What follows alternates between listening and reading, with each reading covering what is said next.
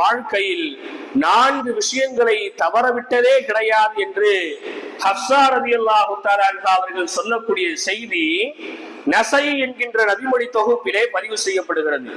4 காரியங்களை அல்லாஹ்வின் தூதர் தங்கள் வாழ்க்கையில் விட்டதே கிடையாது, மரண வரையிலும்.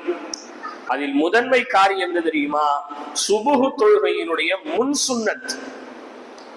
சுபுஹ் தொழுகையினுடைய முன் சுன்னத் 2 ரக்காத்துகளை பெருமானார் ஸல்லல்லாஹு அலைஹி வஸல்லம் அவர்கள் எந்த ஒரு காலகட்டத்திலும் விட்டது கிடையாது.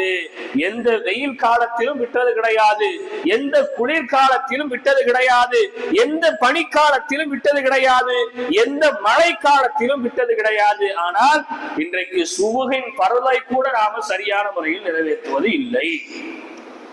ஒரு விஷயத்தை விளங்கணும், சுபுகினுடைய முன் சுன்னத்துக்கே அவ்வளவு முக்கியம் என்றால்